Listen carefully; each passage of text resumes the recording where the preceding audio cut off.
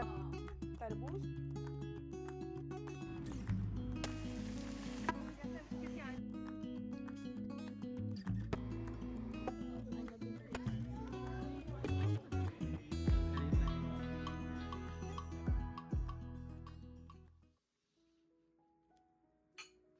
ये मेरा नाश्ता है। ये क्या कॉम्बिनेशन का नाश्ता है? न्यूट्रिशियस। Okay, thank you. फिर मैं चाय बाद में पीऊँ। ले जाए मेरी चाय अभी आप। बिस्मिल्लाहिर्रहमानिर्रहीम, अस्सलाम वालेकुम। क्या हाल है आप सबके? उम्मीद है सब खैरियत से होंगे, खूब मज़े में होंगे, एंजॉय भी कर रहे होंगे। और जनाबे वाला नाश्ता जब मुझे सर्व किया जाए तो उस दिन बहुत ही खुशी का एहसास होता है। लेकिन इस नाश्ते ने तो मेरी इस कदर पुरानी यादें ताज़ा की और मुझे इतनी देर तक हंसी आती रही। तो किस्सा कुछ यूँ है कि जब हम गर्मियों की छुट्टियों में लाहौर जाया करते थे तो हमारी नानी के घर में और हमारी खाला के घर में कोई 2 दिन ऐसे ज़रूर होते थे 2 महीने की छुट्टियों में जिसमें नाश्ता सिर्फ़ और सिर्फ़ तरबूज़ हुआ करता था। भाई 3-3 4-4 तरबूज़ कटते थे, सुबह-सुबह ऐलान हो जाता था, पानी पी लो, तरबूज़ के बाद किसी को पानी नहीं मिलेगा। इस कदर स्ट्रेस हो जाता कि कितना पानी पिएँ, कितना तरबूज़ खाएँ। और मेरे जैसा बंदा जो मक्खन टोस्ट खाने का शौकीन, उसको सुबह तरबूज़ खिलाना तो मैं कहती हूँ ज़ुल्म था। कनखियों से अम्मी को देखती रहती थी कि "ऐ जाने जहाँ ये ज़ुल्म ना कर", मगर वो भी आँखें माथे पे रख लेती थी कि तरबूज़ तो खाना ही पड़ेगा। तो बस जी, हम तरबूज़ के ऊपर नमक और काली मिर्च डाल के खाया करते थे, जिसको आजकल हमारे बच्चे कहते हैं अम्मा वेरी अनहेल्दी। मेरा ख़्याल है अम्माएँ सुबह-सुबह इसीलिए तरबूज़ खिला देती थी कि गर्मियों के दिनों में तरबूज़ काट के रखेंगे, ठंडा कैसे होगा, ख़राब हो जाएगा, पानी छोड़ देगा, तो चलो यार सुबह-सुबह ही के तरबूज़ को फड़का दें। तो अगर आपकी कोई ऐसी मेमोरी है तो ज़रूर बताइएगा। वैसे मुझे सुबह-सुबह तरबूज़ खा के मज़ा बहुत आया।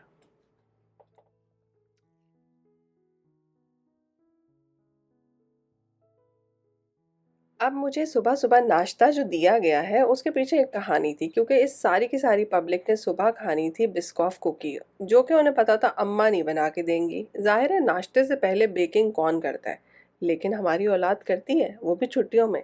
उन्होंने कहा हम नाश्ते में बिस्कॉफ कुकी खाएँगे क्योंकि इसके बाद हमारा बाहर जाने का प्रोग्राम था। तो जी ख़वातीन और हज़रात, सारे के सारे मिल-जुल के यहाँ पे बना रहे हैं कुकी और यकीन मानें ये इतनी आसानी से बनती है और मैंने देखा है कि बिस्कॉफ कुकी बाज़ार में कितनी महंगी मिलती है, स्पेशली पाकिस्तान में। 7-7 8-8 सौ की कुकी बेच रहे होते हैं और आप इस रेसिपी से बनाएँगे तो आप बड़ी सी 6 कुकीज़ भी बना सकते हैं, 8 भी बना सकते हैं, 4 भी बना सकते हैं, अब डिपेंड करता है। तो इंग्रीडिएंट्स की सारी लिस्ट आपको डिस्क्रिप्शन में मिल जाएगी, यहाँ पे भी मैं कोशिश करूँगी कि रेसिपी लिख दूँ। किया कुछ भी नहीं है, मक्खन और चीनी को अच्छी तरह से हमने क्रीम कर लिया है, उसी के अंदर अंडा और वनीला एसेंस डाल दिया है, उसके बाद ड्राई इंग्रीडिएंट्स उसके अंदर फ़ोल्ड कर रहे हैं। ड्राई इंग्रीडिएंट्स में जो है वो मैदा है, थोड़ा-सा बेकिंग पाउडर है और बेकिंग सोडा है शायद, मैं आपको चेक करके बताऊँगी बाद में, क्योंकि मेरी रेसिपी नहीं है।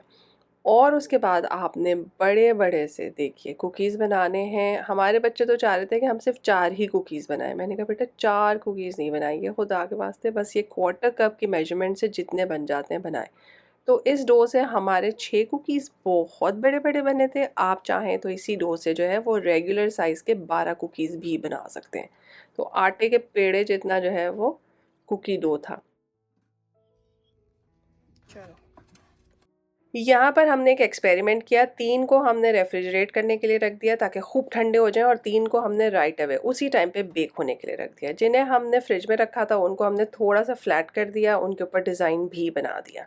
जिनको हमने डायरेक्टली बेक किया था उन्हें हमने बस उसी गोले की तरह जो है वो बेक करने के लिए डाल दिया। तो देखते हैं कि दोनों का रिज़ल्ट क्या आएगा।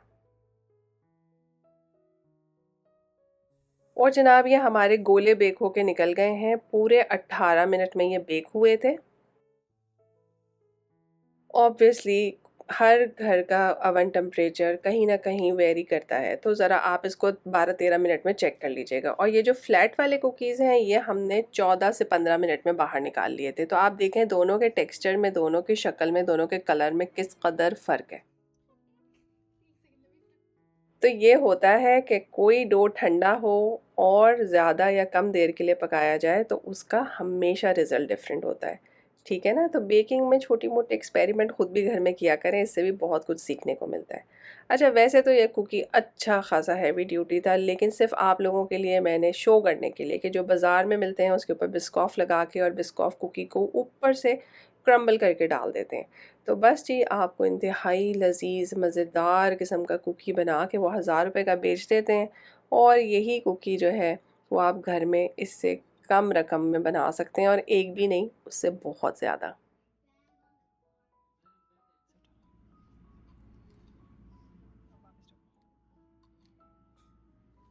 तो जनाबे वाला, आप कुकीज़ के टेक्सचर की बात कर लें तो इसको देखें, ये अंदर से डोई है, इसके अंदर हमने चॉकलेट चिप्स डाले थे और ये फुली कुक्ड है, ये मत समझें कि ये कुक नहीं है।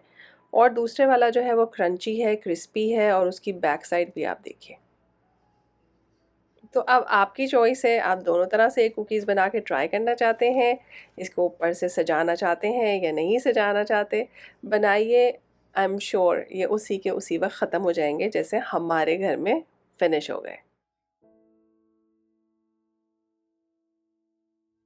इस वीकेंड पे हमारे बड़े साहबज़ादे आए हुए थे, हमने कहा चलो भई हमें लेके चलो, और अर्ली मॉर्निंग तो नहीं है, तकरीबन 11:30 बजे तक का टाइम है, और हम लोग निकले हैं एक बहुत ही मज़ेदार किस्म की जगह जाने के लिए।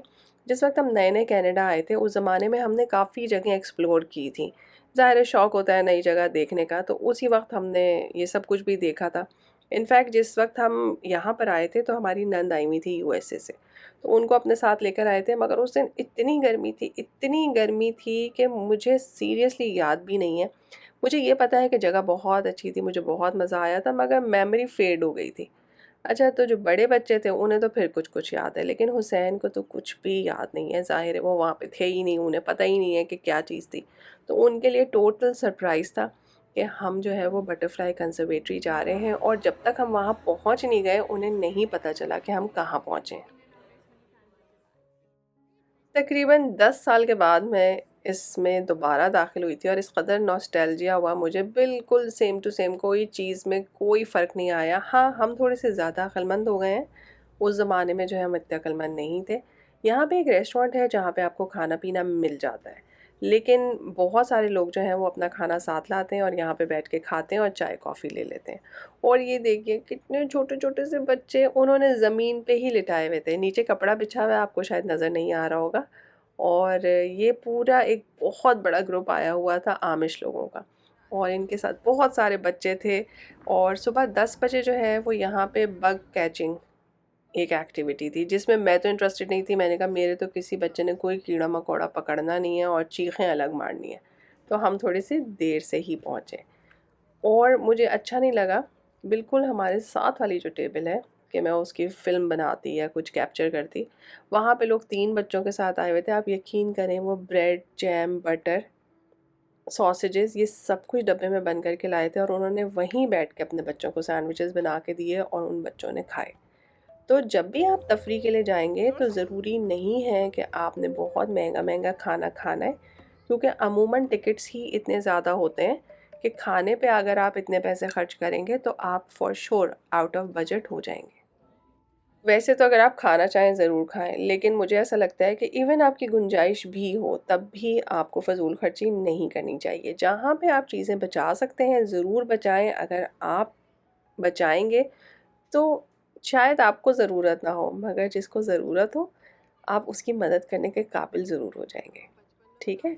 तो कभी भी ये मत सोचा करें कि हम अफ़ोर्ड कर सकते हैं, तो हम क्यों सेव करें? नहीं, कोई बात नहीं, कर लें सेव। जो अफ़ोर्ड नहीं कर सकते, उनके काम आ जाएगा वो, और आपके लिए बहुत सारा सवाब भी लिखा जाएगा। है ना?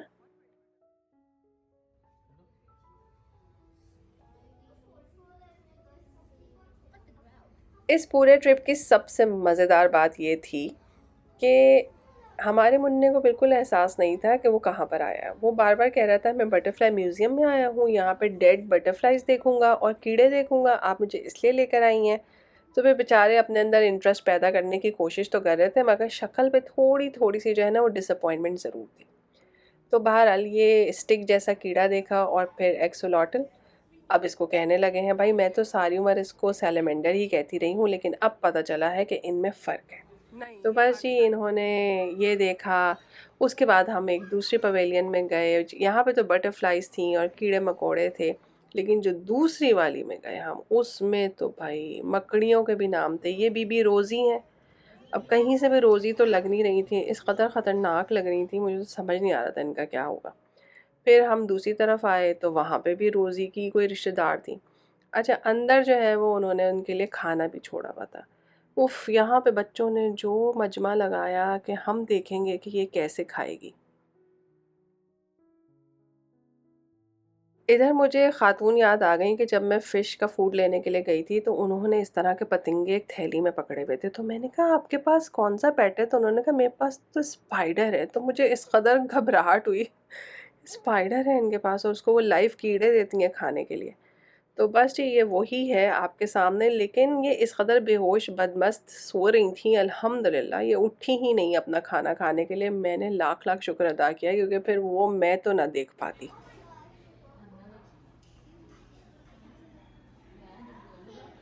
मुझे पता है कीड़े-मकोड़े देख के एक अजीब-सा एहसास होता है, लेकिन समझने वाली बात ये है कि यहाँ पे ये लोग अपने बच्चों को बहुत छोटी उम्र से ये सब चीज़ों से एक्सपोज़ भी कराते हैं, इन्हें दिखाते और सिखाते हैं। और सिखाने वाली बात ये है कि ये सब छोटी-छोटी चीज़ें जिन्हें देख के हमें डर लगता है, हम घबराते हैं, वो इकोसिस्टम के लिए कितनी इम्पोर्टेंट है। शहद जिसमें शिफ़ा है, ये देखिए किस जाँफ़िशानी से ये यहाँ पे बना रही हैं। देखने में हमें मक्खियाँ लग रही हैं, मगर ये तो एक बहुत बड़ा काम कर रही हैं। सही बात है ना? यहाँ पे बच्चों को बचपन से सिखाया जाता है कि हमने कीड़े-मकोड़ों को नहीं मारना, उनका ख़्याल करना है, उनकी हिफ़ाज़त करनी है। इसीलिए सुबह-सुबह वो बग वाली एक्टिविटी भी कराई गई, जिसमें कीड़े पकड़ के लेकर आने थे। यहाँ पे हम रियल एक्टिविटी सेंटर की तरफ जा रहे हैं और रास्ते में ये कॉशन लगा हुआ था कि टर्टल अलर्ट, टर्टल्स हो सकता है आपके पैरों में आ जाएं। उफ, हुसैन साहब तो इतने एक्साइटेड हुए, उन्होंने कहा क्या वाकई। और बस फिर जब हम अंदर एंटर हुए तो आप समझिए कि माहौल ही बदल गया। बटरफ्लाई कंजर्वेटरीज अच्छी खासी गर्म होती हैं, ह्यूमिड होती हैं, यहाँ पे एयर कंडीशनिंग नहीं होती। तो जब भी आपने यहाँ जाना है तो इस बात का एहसास रखना है कि आप क्या पहन के जा रहे हैं। दूसरी बात ये कि आप लाइट, ब्राइट, खूबसूरत कलर पहन के जाएं तो बटरफ्लाइज आपकी तरफ अट्रैक्ट होती हैं। अगर आप ग्रे, ब्लैक ज़्यादा पहनते हैं तो फिर बटरफ्लाइज आपके पास नहीं आती।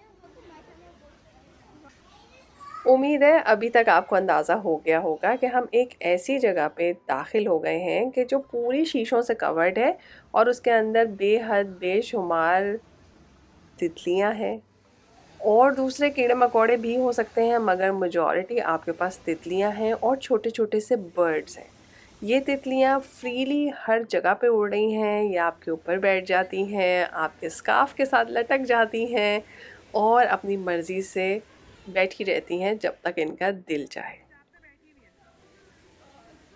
अब बताइए ज़रा, वैसे हमें कीड़े मकोड़े कितने ख़तरनाक लगते हैं, लेकिन जब ये कीड़ा यानी कि तितली आपके पास बैठ जाती है, आपके करीब आ जाती है, तो आप इतना खुश फील करते हैं कि मैं आपको क्या बताऊं। मैंने उस दिन ऐसे ऐसे लोगों को, मतलब बड़े बड़े 6 फुट के अंकल्स, बड़ी बड़ी सी उम्र की आंटीज़ और बच्चे इतने खुशपाश देखे कि मैं आपको बता नहीं सकती। कभी बचपन में अगर आपने परियों की कहानी सुनी होगी ना, तो बस परिस्तान ऐसा ही होता होगा, जहाँ तितलियाँ आपकी उंगली पे बैठ जाती हैं। मुझे ज़िंदगी में पहली दफ़ा एहसास हुआ कि ये एक ऐसी चीज़ है जो हर एक को खुशी देती है। यकीन माने लोगों के एक्सप्रेशन कैप्चर करना मुश्किल था, लेकिन लोग इस तरह से हंस रहे थे, बच्चे इस तरह से खुश थे, क्या बड़े क्या बच्चे। बस अल्लाह की शान है, सुभान अल्लाह, इसमें क्या उसने खूबसूरती रखी हुई है। अच्छा, माशाल्लाह पूरा एक डिस्प्ले था लोगों को सिखाने और बताने के लिए कि किस तरह से मॉथ्स होते हैं, मॉथ से किस तरह से लार्वा बनते हैं, लार्वा से कैसे बटरफ्लाई बनती है।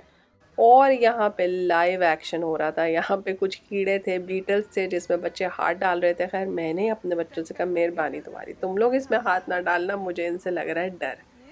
और देख लीजिए ये बच्चा कितना कॉन्फिडेंट है, उसने किस तरह से कीड़े को पकड़ा हुआ था। और यहाँ पे हमारी हीरोइन आई, उन्होंने कहा अम्मा मैं भी इसको हाथ में पकड़ूंगी। मैंने कहा अच्छा बेटा, आप अपने रिस्क पे जो करना चाहें वो कर लें, मुझसे ना एक्सपेक्ट करें कि मैं ये कर सकूंगी। जब ये 3 साल की थी और हम यहाँ पर आए थे, तब भी इन्होंने अपने हाथ में मिलीपीट पकड़ा था, जो कि एक बड़ा सा कन खजूरा होता है।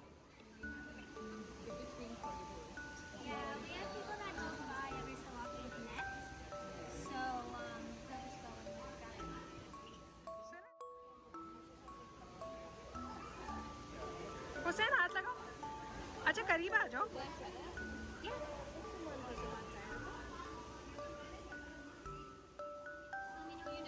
मुंह में मत हाथ लगाना। चलो फिर ले जाए, उतार लो। ओके या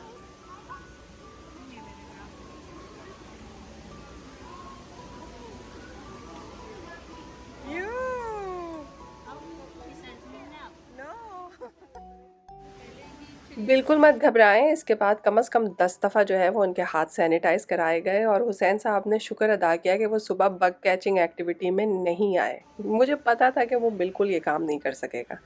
और सबसे मज़े की बात यह है कि ये साहब और मेरे ऊपर इस कदर तितलियां बैठी कि हमारे बच्चे भी थोड़ी देर बाद खफा होने लगे कि अम्मा आपके पास क्यों इतनी तितलियां आ रही हैं। और थोड़ी दूर बाद जब हम वॉक कर रहे थे, तो उनकी बेगम भी उनसे नाराज़ हो रही थी कि तुम पे क्यों बैठ रही हैं तितलियां, मेरे पे क्यों नहीं बैठ रही। सबसे मज़े की बात यह है कि यहाँ एंटर होकर आप इतने एक्साइटेड हो जाते हैं तितलियां देख के कि आपको पता ही नहीं चलता कि यहाँ पे बहुत छोटे छोटे से बर्ड्स भी मौजूद हैं।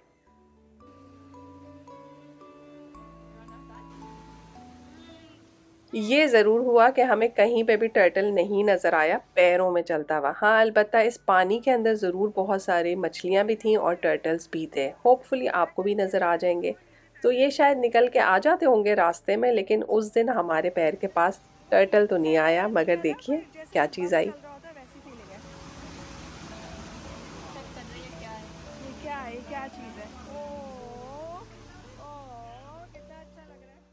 नामालूम क्या बात थी, या तो मेरा परफ्यूम, हालांकि हम स्ट्रॉन्ग परफ्यूम्स यहाँ पे लगा के नहीं जा सकते, वो था रीज़न, या फिर मैंने पिंक कलर के कपड़े पहने हुए थे, ये था रीज़न। मुझे नहीं पता, मेरे पास उस दिन शायद 22 या 23 बटरफ्लाइज आई।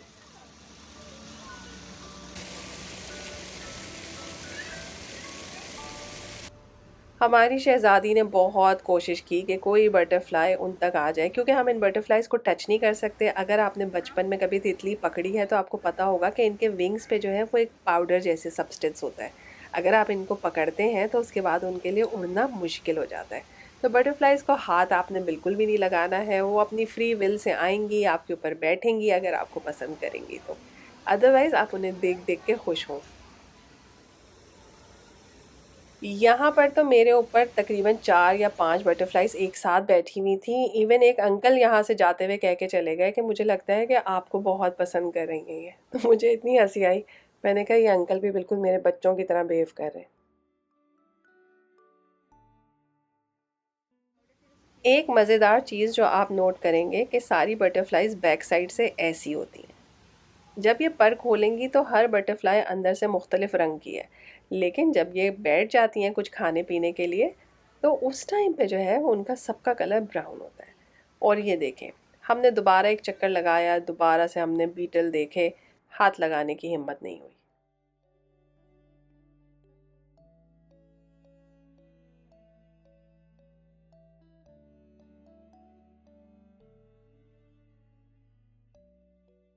हुसैन और उनके भाईजान पहले ही बाहर निकल चुके थे, फिर वो दोबारा आए, उन्होंने कहा बस बहुत हो गई, अब आप लोग भी बाहर निकल जाएं, बहुत गर्मी हो रही है। हमने माशाल्लाह 2-3 चक्कर लगा लिए थे और काफ़ी इंजॉय किया था, तकरीबन 1 सवा घंटा हम इसके अंदर ही रहे थे। तो जब आप बाहर निकलते हैं तो इस सेक्शन में लिखा होता है कि यहाँ मिरर लगा हुआ है, उसके अंदर अपने आप को चेक कर लें, कहीं आपके ऊपर कोई बटरफ्लाई तो नहीं बैठी हुई, अगर बैठी हुई है तो उड़ा दीजिए। हमारा स्टाफ यहाँ से उसको पकड़ के वापस अंदर छोड़ देगा।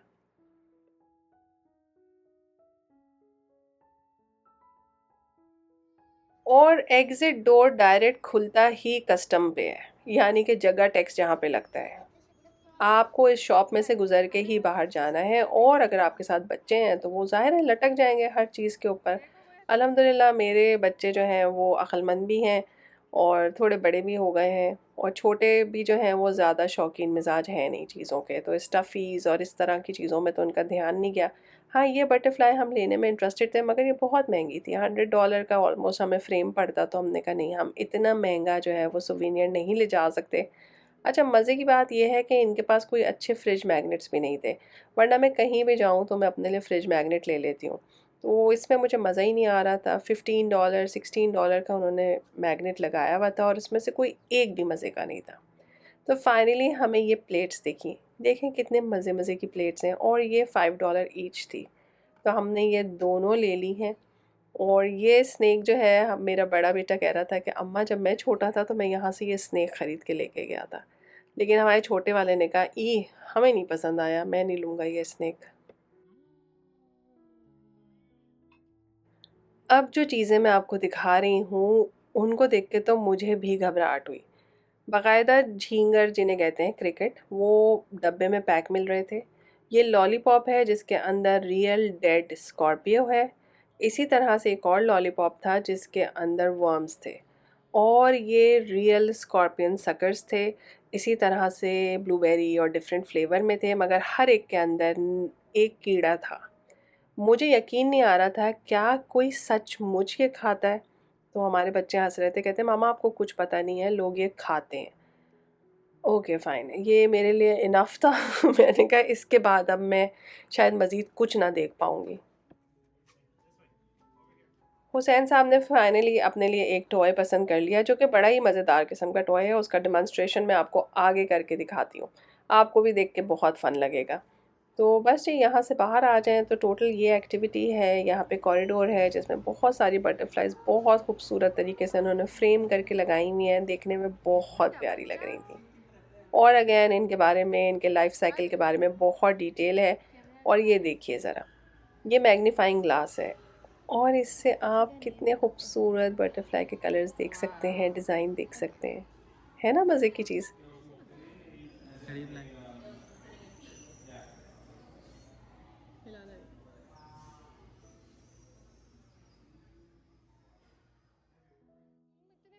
माशाल्लाह अल्हम्दुलिल्लाह बहुत अच्छा मज़ेदार किस्म का ट्रिप रहा। ये इसलिए भी हमें अच्छा लगा क्योंकि ये मुख्तसर था।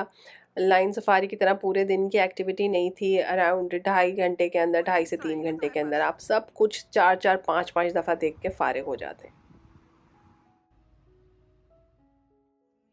जब भी आप ऐसी तफरी करने जाएँ जहाँ पे जानवर इन्वॉल्व हों, तो मौसम का ज़रूर ख़्याल रखें। अगर बारिश है, बहुत तेज़ गर्मी है, तो उस दिन आप अवॉइड कीजिए, क्योंकि फिर जानवर जो है वो बाहर नहीं निकलेंगे। तो हमने सुबह में वेदर फ़ोरकास्ट देख के ही टिकट ख़रीदे थे, तो अल्हम्दुलिल्लाह बाय द टाइम हम घर पहुँचे तब ही बारिश स्टार्ट हुई।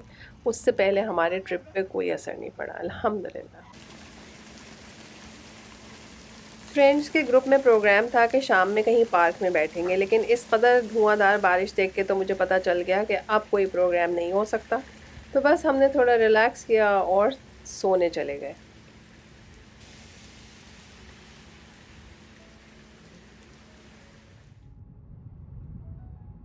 तकरीबन शाम को 5 साढ़े 5 बजे हमारे फ्रेंड्स का फ़ोन आया कि नहीं, बारिश थम गई है, धूप निकल आई है, चलो हमारे घर आ जाओ। लो भई, दौड़ भाग की। मैंने तो जो कपड़े टंगे थे वही पहने। रास्ते में से एक मुन्ना सा केक पकड़ा, ना कुछ घर में बनाया हुआ था कि मैं अपने साथ ले जाती। मैंने कहा यार, खाली हाथ नहीं जाते, चलो। और वहाँ गए तो वहाँ एक दूसरी फ्रेंड जो है वो माशाल्लाह इतना अच्छा इंतज़ाम करके आई हुई थी, पूरे कबाब बना के और बन के साथ, और ज़बरदस्त किस्म के उन्होंने बन कबाब बनाए जो कि अब आपके सामने बन रहे हैं, और यहाँ पे हम तीनों जो हैं वो अच्छी गप्पे लगा रही हैं। आजकल बहुत मुश्किल हो गया है कि हमारा पूरा ग्रुप इकट्ठा हो जाए, क्योंकि समर्स हैं, तो हर एक की एक्टिविटीज़ हैं, किसी के घर में गेस्ट आ रहे हैं, किसी को कहीं जाना है, तो बस सब के सब इकट्ठे हो नहीं पा रहे। इतनी अच्छे खाने पकाते हैं। ऐसी सिचुएशन में तो मुझे लगता है मिलने मिलाने का मौका ज़्यादा ढूँढना चाहिए कि बस एक चाय के लिए आ जाइए, चलो आइसक्रीम खाने के लिए आ जाओ, चलो पिज़्ज़ा खाने के लिए आ जाओ, ताकि ज़्यादा तरद्दुद भी ना करना पड़े और सोशलाइज़ेशन भी होती रहे। भाई, लोगों से मिलना बहुत ज़रूरी है, ये आपकी मेंटल हेल्थ के लिए बहुत इम्पोर्टेंट होता है। अच्छा नादिया, तुम्हें ज़्यादा टेंशन हो रही है? यकीन माने हम टोटल 4 लोग ही मेहमान थे उनके घर में। उन्होंने इतना कुछ निकाल के रख दिया, मैं उन्हें कह रही थी कि नेक्स्ट टाइम प्लीज़ ये सब मत कीजिएगा, वरना इस तरह से अचानक शॉर्ट नोटिस पे मिलना जो है वो मुश्किल हो जाएगा। तो वो हँस रही थी, कहती है घर में जो खाना पका हुआ था मैंने वो निकाल दिया है, और उनके हस्बैंड जो हैं वो पिज़्ज़ा लेकर आ गए, जो कि मेरा ख़्याल है कि ख़त्म भी नहीं हुआ, किसी ने भी फुल पिज़्ज़ा नहीं खाया। ज़ाहिर है जब इतना माशाल्लाह खाना होगा तो पिज़्ज़ा खाना तो मुश्किल है। इवन मैंने भी अपनी प्लेट में पिज़्ज़ा का स्लाइस जो रखा था वो फिर मैंने वापस रख दिया। मैंने कहा नहीं, मैं वो नहीं खा सकती इतने मज़ेदार किस्म के बन कबाब के बाद। तो अल्हम्दुलिल्लाह छोटी-सी गैदरिंग थी, छोटी-सी मुलाकात थी, लेकिन यकीन करें इतना मज़ा आया कि मैं आपको क्या बताऊँ। अच्छा, सबसे फ़न इधर ये था कि इन लोगों ने जब प्रोग्राम बनाया उस वक़्त तो मैं सो रही थी, मुझे पता नहीं चला। तो इन लोगों ने कीमा भी पकाया, किसी ने कबाब बनाए, किसी ने गरमा-गरम खीर बनाई। खीर अभी गरम ही थी जब आई, लेकिन यकीन करें इतनी मज़ेदार थी कि इसके ऊपर से हाथ नहीं रुक रहा था। तो खीर के सामने तो केक और रसमलाई सब के सब जो हैं वो पीछे रह गए। लेकिन हमने दोनों चीज़ें खाईं, खीर भी और रसमलाई भी। अल्हम्दुलिल्लाह।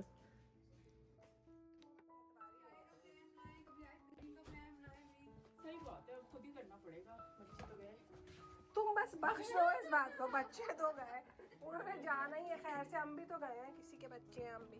चले ओके, अल्लाह हाफिज। चलो अब मैं बुढ़ी आंटियों की तरह सीढ़ी उतरूं। पिछले 4 दिन से मेरे घुटने में बहुत दर्द है। आई डोंट नो कहीं पे टक्कर हो गई है या क्या हो गया, तो मैं हँस रही थी कि मैं बिल्कुल बुज़ुर्ग बूढ़ी ख़वातीन की तरह जो है वो सीढ़ियों से उतरने वाली हूँ। और बस जी माशाल्लाह सबके बच्चे पढ़ने के लिए इधर-उधर जा रहे हैं, माँ-बाप के दिल जो हैं वो छोटे-छोटे हो जाते हैं ये सोच के। तो अल्लाह ताला सबके बच्चों को अपनी हिफ्ज़ ओ-अमान में रखे, खुश-बाश रखे, आसानियाँ अता फ़रमाए, आसानियाँ तक़सीम करने का शर्फ़ अता फ़रमाए, और हमें अपने घर में खैर व बरकत और बेहतरीन रिज़्क़ और ईमान वाली ज़िंदगी अता फ़रमाए। फिर मिलेंगे एक नए मज़ेदार से व्लॉग में, तब तक के लिए अल्लाह हाफ़िज़। चैनल को लाइक और सब्सक्राइब करना बिल्कुल ना भूलें।